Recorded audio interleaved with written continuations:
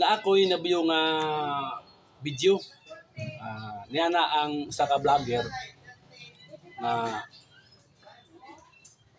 hindi ba lumalamig yung refrigerator mo? Hindi ka na gagasto ng malaki. Simple lang ang gagawin mo para hindi ka na magtawag ng technician. Mao to iya ingon sa iyang vlog. So madali lang. Una, iyang giingon na ito lang. Ito is relay to at saka overload. Replacean mo lang daw to, tapos lalamig na yung refrigerator mo. Okay. Yan na siya dire, no? Kini. I-remove ni mo ni nga plastic. Kini nga plastic. Nado na ang niya ni siya si overload o si relay. So okay. Granting naman, no? Granting naman. Tinuod man na siya na posible pag ayaw lumabig ang refrigerator mo. Okay.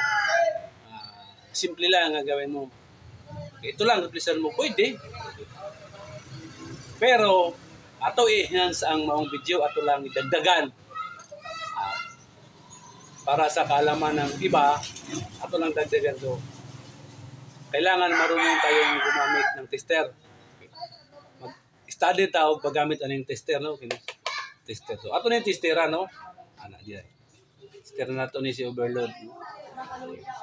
Pag mo deflect ni siya, mo-deflect na siya deflection, meaning good ni siya, good.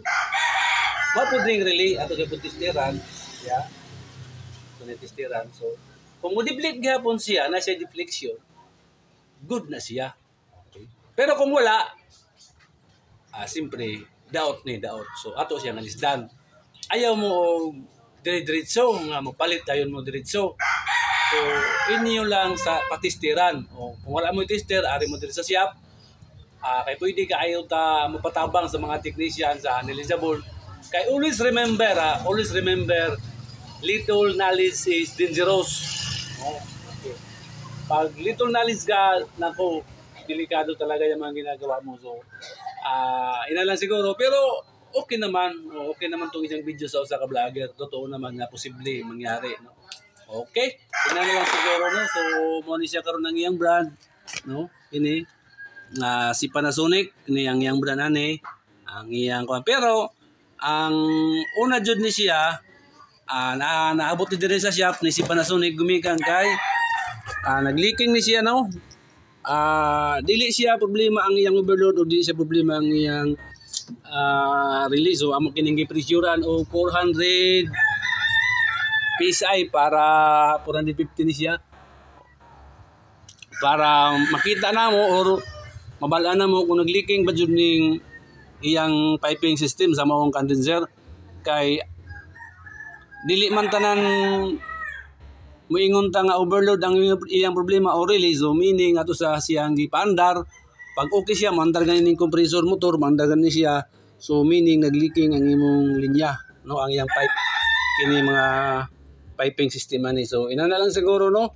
For more queries siguro, pwede mo mangutana mo, comment down mo kay ato nang tubagon ang inyong mga queries related sa mga refrigerator. So dili tanang problema naa sa overload o na sa relay, kung dili posible na siya nga mag-leaking ang atong pipe, kini na mga pipe posible ni nga mag-leaking. Okay, God bless us. Salamat.